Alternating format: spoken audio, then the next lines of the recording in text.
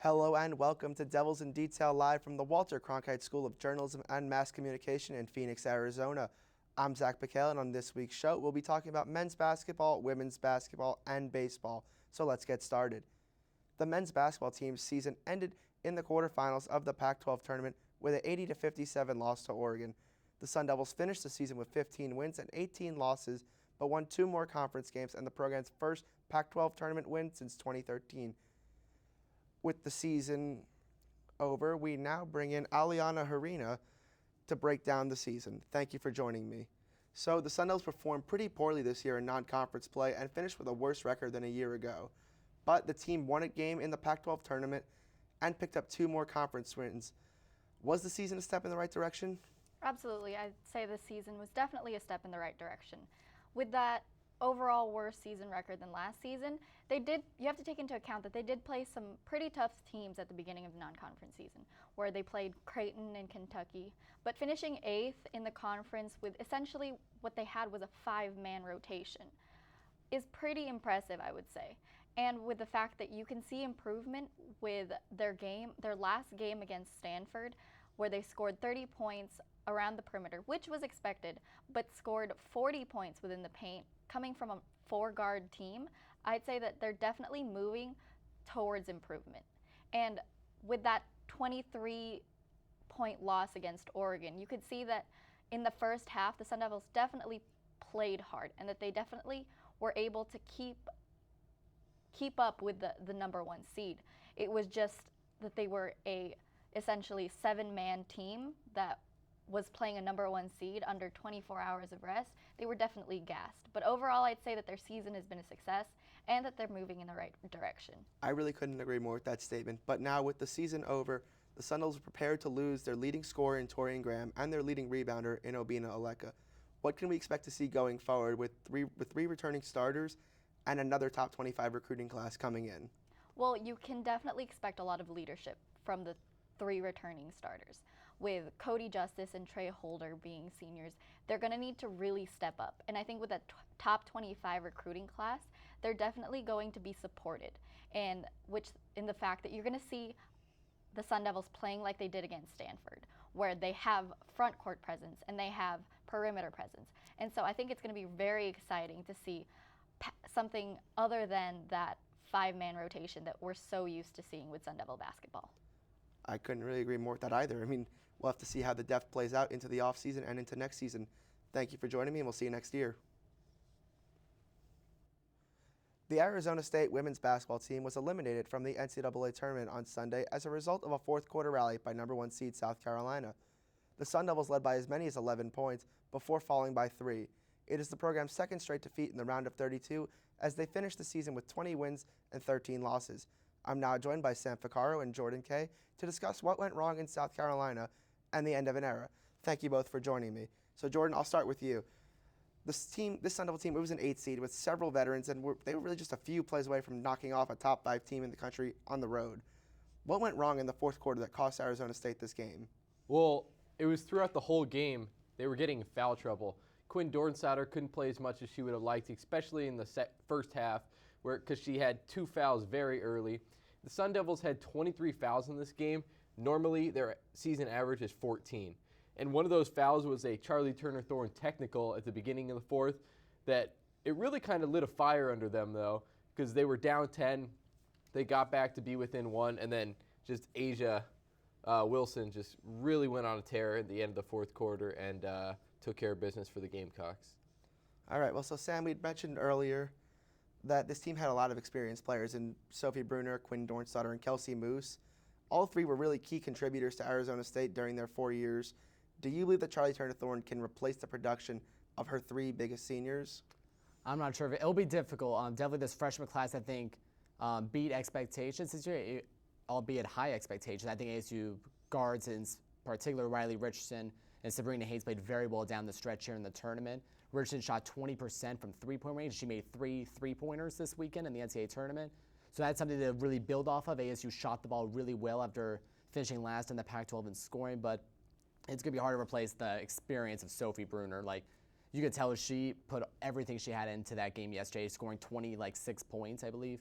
And Quinn Dornstatter also has been a huge presence in the paint. I'm not sure if ASU will be able to replace that with Kiana Ibis and Jamie Rudin, especially with Rudin not getting a lot of playing time this season because of the Jones fracture. Well, we'll have to see how Rudin and the freshmen develop.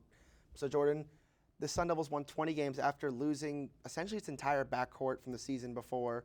They overcame injuries, especially to Kelsey Moose, and played in the Pac-12, which sent 7 teams to the NCAA tournament. So, 20 wins and 13 losses. Would you consider this a successful season? I wouldn't, because you talked about their 3 great seniors. The seniors did exactly what they did last year. These seniors are, Sophie Bruner's one of the best players in program history, and for them to not make it past the round of 32 is very disappointing. They should have been in their second Sweet 16 in 3 years, and it would have really kind of built the program, got these freshmen a better sense of what the postseason life is like, and with the 3 great players, I feel like they should have been able to get farther. They lost a bunch of close games that they should have come out with a win, and I don't think it was a success.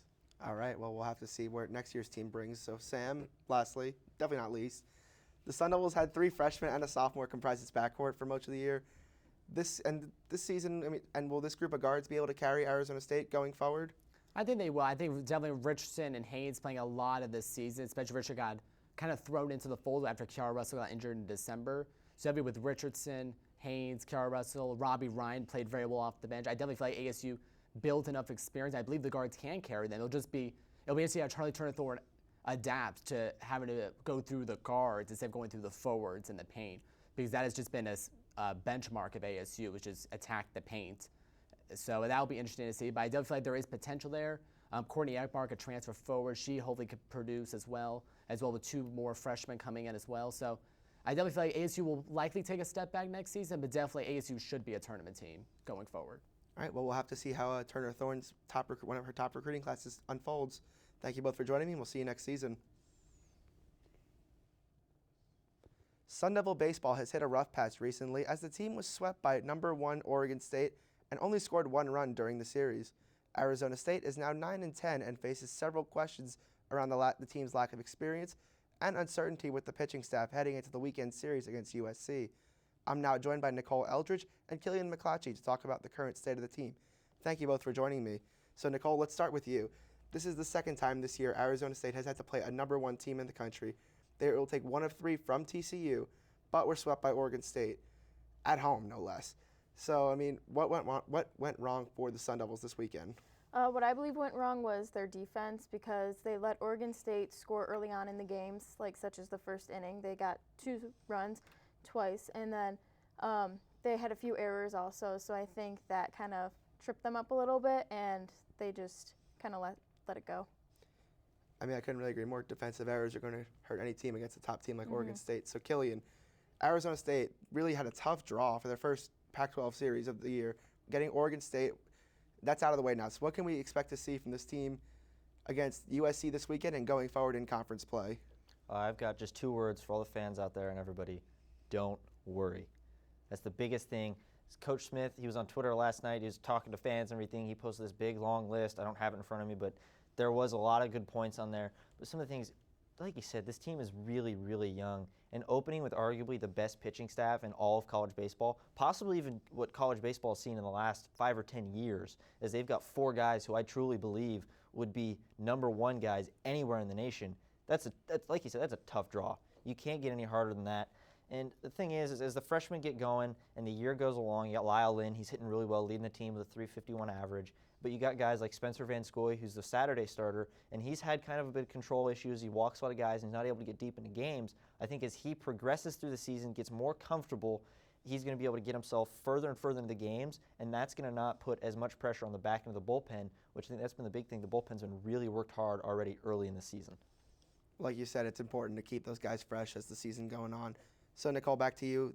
The Sun Devils really were looking like they had some momentum going. They'd swept Long Beach State, but then lost all 3 games to Oregon State, and they're now 9-10 on the season. So would you say the team's in trouble with a 9-10 record at this point in the year? I don't believe that they're in trouble. Like we said earlier, they played against Oregon State and Texas Christian, and they're both top teams. So it would be pretty difficult to beat them, but they could have beat them. And they have 4, sometimes 5 starters are freshmen, so they're still young and getting the feel of college baseball. and also one of their top players, returning top players, was out for the first 5 games of the season. All right, so I mean, the lack of experience is definitely going to create some issues early on. That sounds like something they can overcome. So, Killian, with the last question of the day. So, Spencer Van Scoy and Eli Lingos, you were mentioning them earlier. They've become a pretty strong 1-2 punch as the pitching staff. But we've seen 5 pitchers already attempt to earn that 3rd starting spot this year. Who do you believe should be the 3rd starter for the Sun Devils going forward? Well, do you have your glove? Because I think you might be able to get an opportunity. I might have to go out there and start throwing for him too. It's one of those things where Tracy Smith, he's even said he goes out there and a lot of times he doesn't even know who he's going to start on Sundays just because it's been so inconsistent. You know, you've got Hinkst and you've got Fitz Stadler. I feel like Stadler might get another opportunity sometime down the line, as he's a big power pitcher. But the one guy who I want to see get an opportunity to pitch is Reagan Todd. He's been excellent so far this season coming out of the bullpen. 14 innings pitched. He's got a 3-to-1 strikeout to walk ratio. He's got 15 strikeouts and just 5 walks. And the most important thing is watching him this year, carrying on from last year, his stuff has really improved. His off-speed pitches look sharp, and he's being able to catch the corners, and his fastball's been complementing it really nicely. And you got to try something. In the Pac-12, you cannot go out there and just throw anybody on Sundays. It taxes the bullpen, and especially in the Conference of Champions like the Pac-12, you have to be able to go out there and win series come Sunday, because you're not going to be able to. Lingos isn't going to be able to go out there and throw a perfect game on Fridays, and Van Scoy and the rest and company aren't going to be able to do well on Saturdays. You have to be able to play all 3 games in the weekend, and that's going to be big. I feel like Reagan Todd needs to get an opportunity to try it. I really couldn't agree more. I think Todd's been very promising so far in the year, but we'll have to see if he starts that Sunday game against USC. Thank you both for joining me. We've talked about men's basketball, women's basketball, and baseball on today's show, but there's always one guy who has to have the last word. Take it away, Matt. Hello, everyone. I'm Matt Stoboff, and this is The Last Word. Today, we'll be talking about a program who I should have been talking about a long, long time ago, the ASU softball team. The Devils have been absolutely killing it this year. They start off the season 8-0. 8-0. We would be having a parade on Mill right now if Bobby Hurley won back-to-back games. Now, despite cooling down a little bit, Arizona State is still a solid 19-8 and are currently ranked 21st in the entire nation. They're 4th in the Pac-12 in pitching with a 1.41 ERA, led by ASU's 4 fearsome pitchers: Alyssa Loza, Dale Redknapp, Brianna Maha, and Giselle Juarez. They're also 4th in the Conference of Champions in opponents' batting average. Yeah, that's right. I'm a big sabermetrics guy. Now, this team isn't perfect. Overall, they have struggled at the plate as they are the worst hitting team in the Pac-12. But the Devils have been swinging the bats recently, averaging a little over 6 runs a game. With conference play now officially underway, ASU softball is definitely the team to go see this spring. And that's the last word. Well, that's our show. Thank you for joining us, and you can keep up with everyone that appeared on the show by reading their articles on devilsindetail.com. You can keep up to date with everything Arizona State athletics by following Devils in Detail on Twitter at devils_detail. Be sure to subscribe to the Devils in Detail YouTube channel to be notified about all of our videos, including roundtable discussions about your favorite Arizona State teams. Again, thank you for joining us, and for everyone here in Phoenix, I'm Zach Pekale saying thanks for tuning in.